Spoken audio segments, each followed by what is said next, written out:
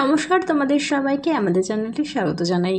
2024 সালে যারা উচ্চ মাধ্যমিকের পরীক্ষার্থী আছো, তোমাদের এভিটিএর টেস্ট পেপার থেকে বাংলা বিষয় আজকে তোমাদেরকে সমাধান করে দেব 95 পৃষ্ঠা ও 106 পৃষ্ঠা। এর আগের সেটগুলো আগেই সমাধান করে দেওয়া আছে। তোমরা যারা দেখোনি তারা এই ভিডিও ডেসক্রিপশন বক্সে প্লেলিস্টের লিঙ্ক দেওয়া থাকবে, দেখে নিও। চলো আর দেরি না করে দেখে নিই। প্রথম প্রশ্ন আছে, নিখিল রোগা, তীক্ষ্ণ বুদ্ধি এবং একটু আলসে প্রকৃতির লোক। দুই দাগে দেখো, ফুটপাতে হাঁটা তার বেশি প্রয়োজন হয় না। কার প্রয়োজন হয় না? উত্তর হবে মৃত্যুঞ্জয়ের। 3 নম্বর প্রশ্ন, রেঁধে বেড়ে শাশুড়িকে খাওয়ানো তার কাজ। কার কাজ? উত্তর হবে মেজ বউয়ের। 4 নম্বর প্রশ্ন দেখো, বাসিনী লুকিয়ে উৎসবকে কি খেতে দেয়? উত্তর হবে ছাতু। 5 নম্বর প্রশ্ন, বুড়িকে হরিবোল বলতে স্পষ্ট শুনেছে নকরে নাপিত। এরপরে দেখো আছে, রক্তের অক্ষরে দেখিলাম। কি দেখিলেন? উত্তর হবে আপনার রূপ। পরের প্রশ্ন, নদীর জল ড্যাশ পাপড়ির মতো লাল। শূন্যস্থানে হবে মচকা ফুলের পাপড়ির মতো লাল। 8 নম্বর প্রশ্ন, গাছের সবুজটুকু শরীরে দরকার আরোগ্যের জন্য। পরের প্রশ্ন দেখো, ছিন্ন ভিন্ন দেহ পাওয়া গেছে যে মেয়েটির, সে উত্তর হবে নিখোঁজ ছিল। 10 নম্বর প্রশ্ন, রাজা রথারোহণম নটবতী লেখা আছে এক পুরানো বাংলা নাটকে। পরবর্তী প্রশ্ন দেখো, গিল রুমে ঘুমায় ড্যাশ, কে ঘুমায়? কালীনাথ সেন। পরবর্তী প্রশ্ন দেখো, এবার নিশ্চয়ই লোকের খুব হাসি পাবে, সংলাপটি বলেছেন কে? উত্তর হবে শম্ভু মিত্র। পরের প্রশ্ন দেখো, নানা রঙের দিন নাটকের অভিনেতা রজনীকান্তের বয়স ছিল 68 বছর। পরবর্তী প্রশ্ন, দ্য নাইট ইজ কলিং মিমি মি সংলাপটি কার লেখা? উত্তর হবে বার্নার্ড শ। পরের প্রশ্ন দেখো, মেয়েটি রজনীকান্তকে কেবল কোন চরিত্রে পাঠ করতে দেখেছিলেন? উত্তর হবে আলমগীরের। এরপর আছে, বলি গান্ধারী মর্দানাকে কতবার ফিরিয়ে দিয়েছিলেন? উত্তর হবে 3 বার। পরবর্তী প্রশ্ন, সত্যজিৎ রায়ের পথের পাঁচালী ছবির সঙ্গীত পরিচালনা করেন পণ্ডিত রবিশঙ্কর। এরপরে আছে, রবীন্দ্রনাথের সহজপাঠ গ্রন্থের অলঙ্করণ করেছিলেন? উত্তর হবে নন্দলাল বসু। পরবর্তী প্রশ্ন দেখো, বাঙালির সার্কাসের প্রাণপুরুষ হলেন? উত্তর হবে প্রিয়নাথ বসু। এরপরে আছে, ভাষা বিজ্ঞানের আলোচনায় কোন ভাষার গুরুত্ব অনেক বেশি? উত্তর হবে মুখের ভাষার। পরবর্তী দেখো, প্লেন শব্দটি হলো ক্লিপলেন্সের উদাহরণ। চলো এবারে 2 দাগে দেখে নি কি আছে। 2 দাগে বলেছে অনধিক 20টি শব্দে উত্তর দাও। প্রথম প্রশ্ন আছে, তখন সে রীতিমতো কাবু হয়ে পড়েছে। সে কাবু হয়ে পড়েছিল কেন? উত্তর হবে মৃত্যুঞ্জয় অফিস যাবার সময় ফুটপাতে অনাহারী মানুষের মৃত্যু দেখার কারণে অফিসে এসেই রীতিমতো কাবু হয়ে পড়েছিল। পরের প্রশ্ন দেখো, 2 দাগে আছে, বোঝা গেল বুড়ির এই অভিজ্ঞতা প্রচুর আছে। বুড়ির কি অভিজ্ঞতা ছিল? উত্তরটি দেখো। 3 নম্বর প্রশ্ন দেখো, কঠিনেরে ভালোবাসিলাম। কঠিনকে ভালোবাসার কারণ কি? উত্তর হবে সত্য কঠিন হওয়া সত্ত্বেও কবিতাকে ভালোবাসতেন, কারণ সত্য কখনো বঞ্চনা করে না। 4 নম্বর প্রশ্ন দেখো, সে নামলো। কে কোথায় নেমেছিল? উত্তর হবে একটি সুন্দর বাদামি হরিণ নদীর শীতল তীক্ষ্ণ ঢেউতে নেমেছিল। এরপরে দেখো, আমি দেখি কবিতায় কবির চোখ ও দেহ কি কামনা করেছে? আমি দেখি কবিতায় কবির চোখ প্রাণের প্রতীক রূপে সবুজ এবং দেহ রূপে সবুজ বাগান কামনা করেছে। 6 নম্বর প্রশ্ন দেখো, আমি কি তাকাবো আকাশের দিকে? কোন প্রসঙ্গে কবির এই জিজ্ঞাসা? উত্তরটি দেখো, নিখোঁজ মেয়েকে জঙ্গলে ছিন্ন ভিন্ন অবস্থায় পেয়ে কবি সামাজিক এই দুর্নীতির বিরুদ্ধে প্রতিবাদ জানিয়ে উদ্ধৃত উক্তিটি করেছেন।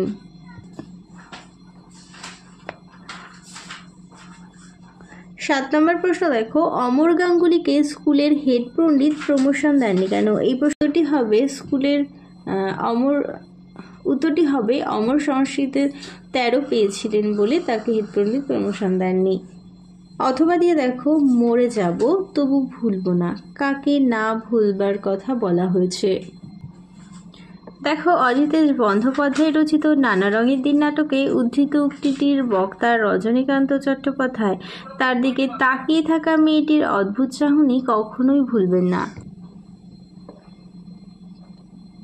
পরের প্রশ্ন দেখো, ও দাতাকর্ণ যে কে কাকে একথা বলেছেন? উত্তরটি দেখো, শম্ভুমিত্র অমর গাঙ্গুলিকে উদ্ধৃত উক্তিটি করেন। যদি কখন বলেছেন বলে তাহলে এই কথাটি লিখবে। পরের প্রশ্ন দেখো, অথবা দিয়ে আছে এই তো জীবনের সত্যকালীন আজ সত্যটি কি? উত্তরটি হবে প্রতিভা যার আছে বয়সে তার কি বাসে। এবার দেখো 9 দাগে কি আছে, তাকে সামনের পাথরটা তুলতে বললেন, পাথরটা তোলার পর কি দেখা গিয়েছিল? পাথরটা তোলা মাত্রই পাথরের নিচ থেকে জলের ঝর্ণা বেরিয়ে আসতে দেখা গেল। অথবা দিয়ে আছে স্পেনের ফিলিপ কাঁদছিল খুব, কেন ফিলিপ কেঁদেছিলেন?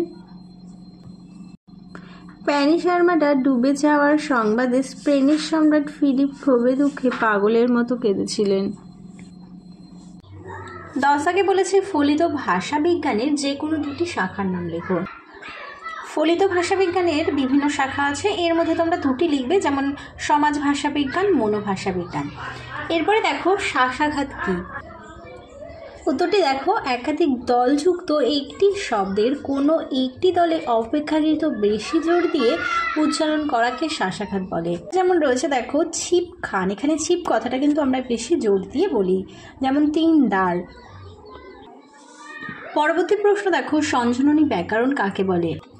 উত্তরটি দেখো, সমস্ত বাক্য কিভাবে সঞ্জাত হয় তা জানা যায় যে ব্যাকরণের মাধ্যমে, তাকে বলা হয় সঞ্জননী ব্যাকরণ। এবার চলো পরের পেজটি দেখে নিই, 106 নম্বর পেজ। প্রথম প্রশ্ন দেখো, অন্নলক্ষ্মী কথাটা বলতেন উৎসবের ঠাকুমা। 2 দাগে আছে কতগুলি মৃতদেহকে স্বর্গে পাঠানো হয়নি বলে তীক্ষ্ণধার হাহুতাশ করা মন্তব্য করা হয়েছিল। উত্তর হবে 20টি। 3 দাগে দেখো, রাঢ় বাংলার শীতকালের বৃষ্টিকে ভদ্রলোকের ভাষায় বলে কি? পৌষে বাদলা। আর ছোট লোকের ভাষায় হলে হতো দাউর। 4 দাগে আছে ক্ষুধার জ্বালায় চেঁচিয়ে কাঁদে। এখানে কে ক্ষুধার জ্বালায় চেঁচিয়ে কাঁদে? এখানে কিন্তু ছেলে মেয়েগুলো হবে। পরবর্তী প্রশ্ন দেখো, খুব অদ্ভুত কথাটি হলো বড় পিসিমার বিয়ে হয়নি। পরবর্তী প্রশ্ন দেখো, নিখোঁজ ছিন্ন ভিন্ন মেয়েটিকে দেখে কবি কোথায় তাকাবেন না? উত্তর হবে আকাশের দিকে। এরপরে আছে আমি দেখি কবিতায় কবির দেহ চায়, কবির দেহ সবুজ বাগান চায়। 8 নম্বর প্রশ্ন, সকল দেনা শোধ করে দিতে হবে কিসের মধ্য দিয়ে? মৃত্যুর মধ্য দিয়ে। পরবর্তী প্রশ্ন দেখো, মাঝে মাঝে শুনি, মাঝে মাঝে কি শোনা যায়? কয়লা খনির গভীর বিশাল শব্দ। 10 নম্বর প্রশ্ন আছে তোমার প্রেমে আমাকে আবৃত করে দাও, কে কাকে কথাটি বলেছিলেন? উত্তর হবে সুজাউদ্দিন পিয়ারা বানুকে। এরপরে দেখো অথবা দিয়ে রয়েছে যে অমরের পরবর্তী প্রশ্ন আছে অমরের বুকের মাপ কত? 33 ইঞ্চি। পরের প্রশ্ন, আর একদিন তাকে দেখে মনে হয়েছিল ভোরের আলোর চেয়েও সুন্দর। পরবর্তী প্রশ্ন আছে আরে সবসময় কি অ্যাথলেটিক দিক দেখলেই চলে? কার উক্তি? এটা একটু ভুল আছে, তোমরা দেখে নাও। উত্তরটি দেখো এখানে রয়েছে, যেমন নেপথ্যে যিনি হারমোনিয়াম বাজাচ্ছিলেন তিনি বলেন আরে সব সময় কি অ্যাথলেটিক দিক দেখলেই চলে? তাহলে কথাটা বলেছিলেন কি? হারমোনিয়াম বাদক। তাহলে তোমরা এটা ঠিক করে নেবে। পরের প্রশ্ন দেখো, অমরের বাড়ির জানলা দক্ষিণমুখী। পরের প্রশ্ন, মায়েরই এই না হলে অ্যাক্টিং বলেছেন কে? দর্শকেরা। পরবর্তী প্রশ্ন, গলদের নিপাত করেছিল সিজার। পরের প্রশ্ন, গল্পটা মনে পড়লেই কি পেত? হাসি পেত।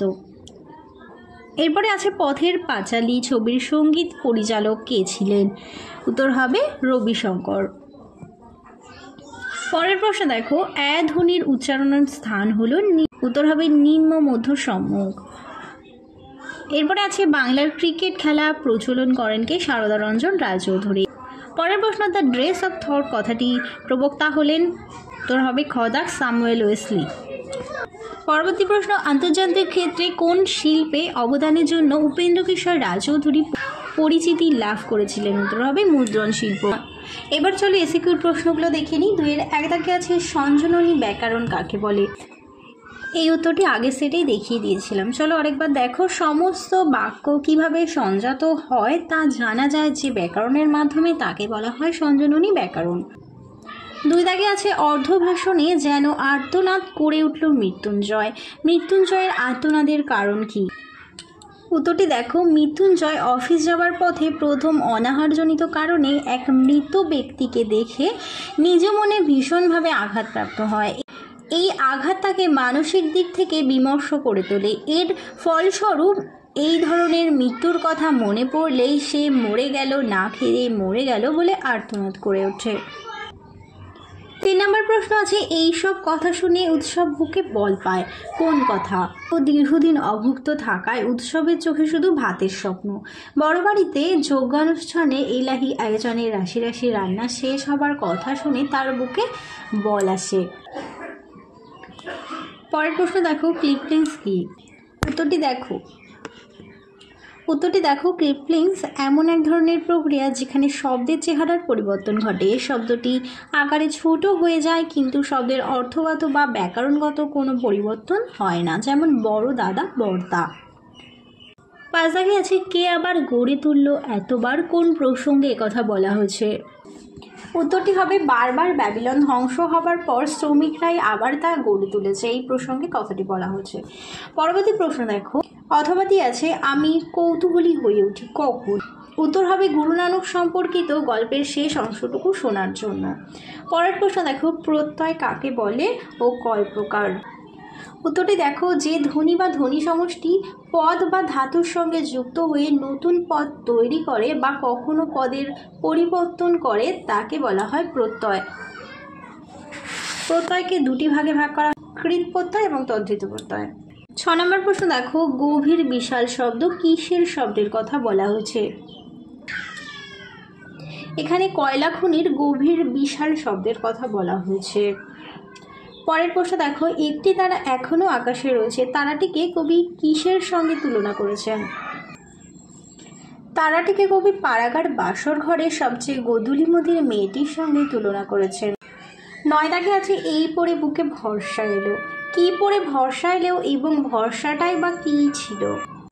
উপকরণের বাহুল্য ছাড়াই জাপানি থিয়েটার কাবুকি যে ভঙ্গি নির্ভর অভিনয় মস্কোতে উপস্থাপন করেছিল রুশো চিত্র পরিচালক আইজেনস্টাইন তার খুব প্রশংসা করেন। তারপরে বহুরূপী নাট্যদলের পুরোধা শম্ভু মিত্র আশ্বস্ত হয়েছিলেন। অথবা দিয়ে আছে, এই তো জীবনের সত্যকালীন। সত্যটি কি? সত্যটি হলো, প্রতিভা যার আছে বয়সে তার কি বা আসে যায়। 10 দাগে আছে, সবুজের অনটন ঘটে কি কারণে? এই অনটন শহরের ক্রমবর্ধমান মানুষজনের চাপে, শহরের সভ্যতার ভোগপণ্য নির্মাণে, যান্ত্রিক সভ্যতার অগ্রসরমানতায় শহরের বৃক্ষ উৎপাদিত ও উপেক্ষিত, তাই শহরে সবুজের অনটন ঘটে। 11 দাগে আছে, চিনিলাম আপনারে। কবি কিভাবে নিজেকে চিনলেন? উত্তর হবে, কবি আঘাতে আঘাতে বেদনায় বেদনায় নিজেকে চিনলেন। পরের প্রশ্ন, এত টানলে কি আর কাণ্ডজ্ঞান থাকে? কিসের কথা বলা হয়েছে? উত্তর হবে, মদ্যপানের কথা এখানে বলা হয়েছে। অথবা দিয়ে রয়েছে, কি অমর এবার হাসি পাচ্ছে? কোন ঘটনার প্রসঙ্গে এই জিজ্ঞাসা? উত্তরটি দেখো, পুলিশের গুলিতে নিহত এবং আহত মানুষের হাহাকার ও গোয়ানির দিকে তাকিয়ে সস্তা হাসির জোগাড় প্রবণতাকে ব্যঙ্গ করে শম্ভু মিত্র অমরকে এই মন্তব্যটি করেছে। এই ছিল তোমাদের 106 নম্বর পেজ পর্যন্ত সমাধান। চলো আজকের মতো ভিডিওটা এখানেই শেষ করছি। ভালো লাগলে অবশ্যই একটি লাইক করো, বন্ধুদের সঙ্গে শেয়ার করো। আবারও দেখা হবে পরবর্তী আরেকটি ভিডিও নিয়ে। সবাই ভালো থেকো, সুস্থ থেকো।